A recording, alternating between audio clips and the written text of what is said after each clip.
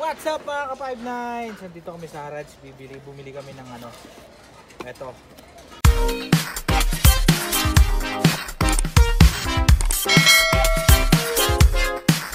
Ayan ang mga 59 ang papunta sa Harads. Ayan yung Harads. So, yeah. May camera dyan. Yung loob na yan. Oh. At tignan mo, ganda ng buong Saudi. Oh. Ikaw daw mag-video me. Uy. Oh, go. Ayun oh. Kita mo yung mga bahay-bahay dun. Oh. Ayan ang Saudi. Dito sa Saudi nagmula ang aking pag-ibig. Saudi with love.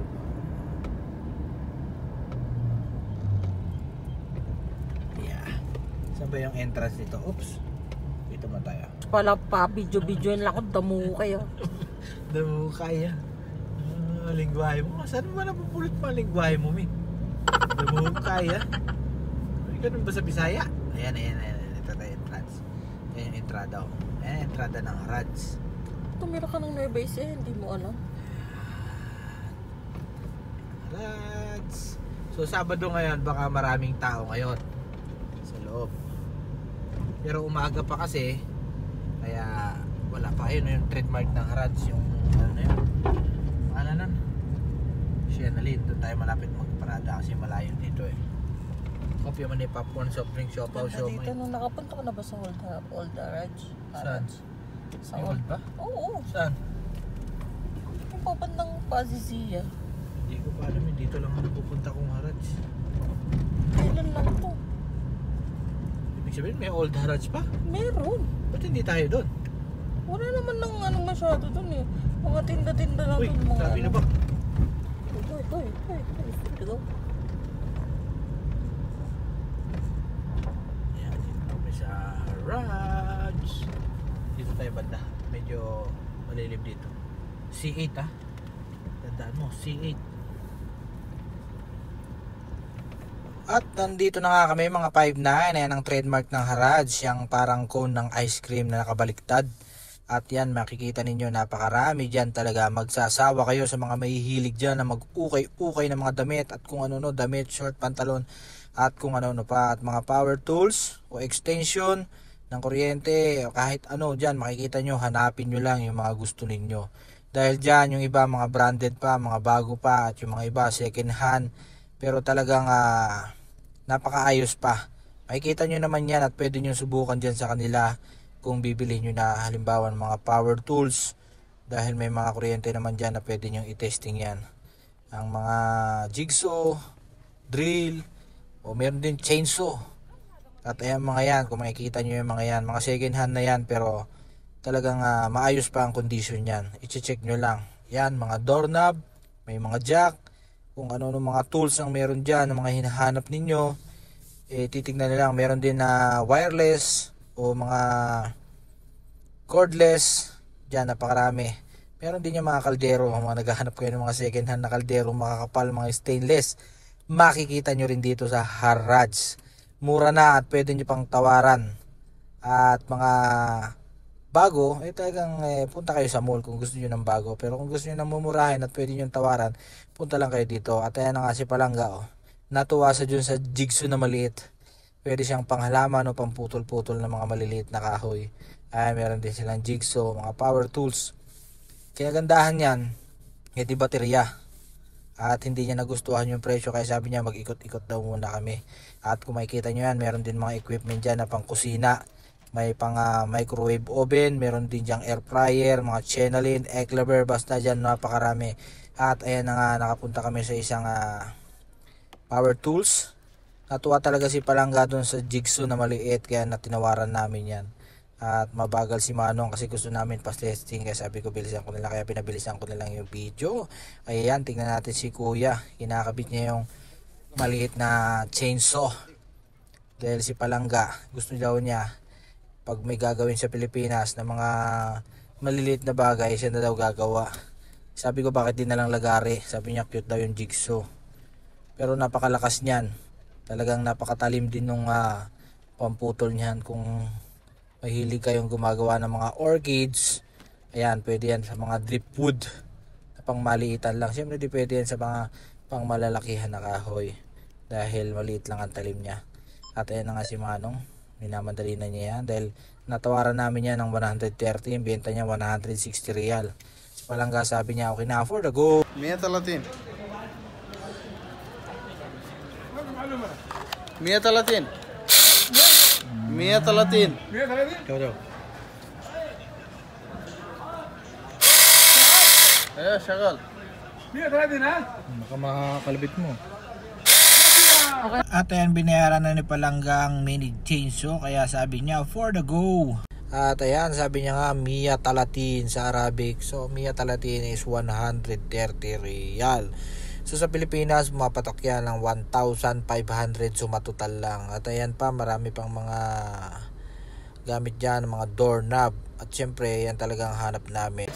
Bumili kami ng ano, eto, yung sa doorknob, mga ganyan no, doorknob ng aming pinagawang bahay. Yan, maganda yan. Ito yung klase na binili namin, diba? Ito makakamura ka talaga sa halagang 25 real. Tapos yung pinaka Aesthetic na. ito, si double lock to. Double lock yan. Pag binuksan mo sa labas at nakasarado sa loob, hindi mabubuksan. Wow. So 50 real lang. Ano? Ganito, 50 real lang yan, isang set. Secured na yung bahay mo, napakakapal niya, no? At ayan na si Palangga, chinik niya talaga mabuti dahil ayaw na daw yung naka-display, kaya sabi niya sa nagtitinda, gusto niya yung bago na nasa karton, kaya kumuha ng nasa karton si Kuyang. At ayan, at syempre yung may susi yan, kaya maganda rin na i-check nyo dahil mahirap na bumalik at malayo tong Harrods. Meron yan 4 na duplicate na susi, kaya check nyo mabuti dahil syempre mamaya mahirap yung pabalik-balik dyan, kaya maganda rin na i-double check ninyo yung bibilhin ninyo na kung anong makanang kasama sa loob ng karton. At ayan na po mga 5-9, nakapamili na kami ng small mini chainsaw at doorknob ng aming bahay sa Pilipinas.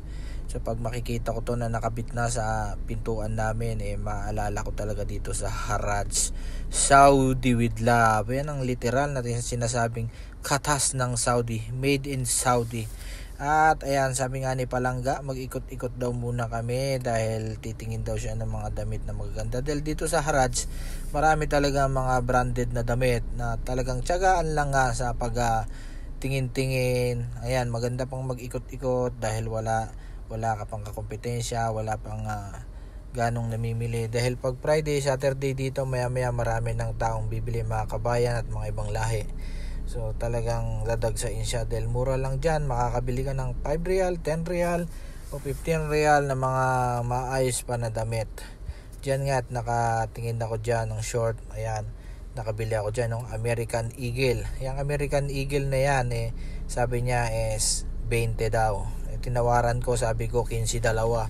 So pumayag naman, mabait yung nagtitinda dahil ano daw, buena mano, marunong magtagalog, buena mano raw, kaya nakabili ako dyan ng isang American Eagle na short. At siyempre sabi ko pipili pa ako ng isa para kung ano maganda. At siyempre tinignan ko muna yung quality niya at baka butas-butas na, may pangit naman pag bibili ka ng butas-butas. At ayan yung isa, red tag ang tatak. At syempre bago nyo piliin yan, tignan nyo muna kung kasya talaga sa inyo dahil ito may mga malalaking size at maliliit. So sukatin nyo muna yan. At yan pa isa, splash. So dalawang pinagpilian ko, bali 3 pala kasi 2 lang ang bibiliin ko, splash o red tag. Tinitignan ko kung may butas-butas ba o butas yung bulsa o sira yung zipper. Kasi minsan sira-sira yung mga zipper ng iba dyan. Kaya bago nyo bilhin, i-check nyo muna mabuti talaga yung mga bibili nyo mga damit o pantalon o short. Kaya ako yan, okay na sa akin yung 2 na yan. At yan pa nga binibigay ni Kuya na max na pantalon. 15 real lang, pero sabi ko sa susunod na lang dahil may nakita kong butas at medyo hindi na maganda ang quality, kaya pass muna, sabi ko kay Kuya. Yung 2 lang binili ko yan, for the go na yung 2. At nung nakapili na ako ng 2 short, nagaya na ako ay Palangga na umuwi at nakabili na rin sa kanya ng 3 damit.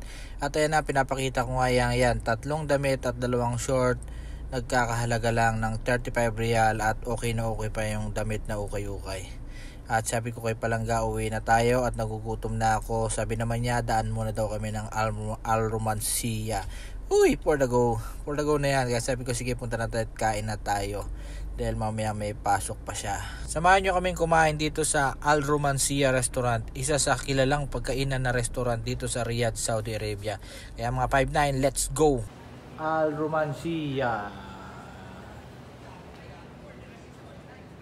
Ito mga pagkainan sa Al Romancia. Mga box. Yan. Kubul-kubul. Di ba? Kubul-kubul yan. Mga 4 to 5 person o 6. Kubul-kubul. So order muna kami. Order muna tayo ng kabsa. Nauna ka pa sa mag-open ng romance. So sabi nila mahintayin lang daw muna natin dahil umaga pa mag alas 11 pa lang. So ganun dito. Sarado mo yung boss? Ikaw na. Sarado natin to kasi ganito rito. Diba? Pag family, dito, family and friends, pwede kayo dito. Ganito kumain sa Saudi sa Romancia. Dito nila ilalapag yan. Pag yung pagkain mamaya dito. So, order tayo ng Sa taas may table. isang buong manok. Dalawa lang kami kakain. Pero yun, half sa kanya, half sa akin. Tapos yung mga laham na barbecue. Ano kaya half lang tapos yung isa? Barbecue, no? Yeah. Kasi malaki yung masyado yung manok dito, parang ganito. Tapos order tayo ng laham. So waiting lang tayo. So guys, standby muna kayo at stay put. Makikita niyo yung pagkain namin. Yeah. For the go! Romancia. Aywa. Ayan sa video.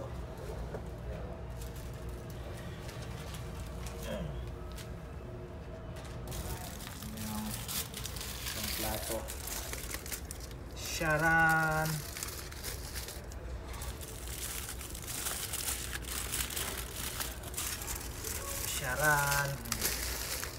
Ito yung sa kanya.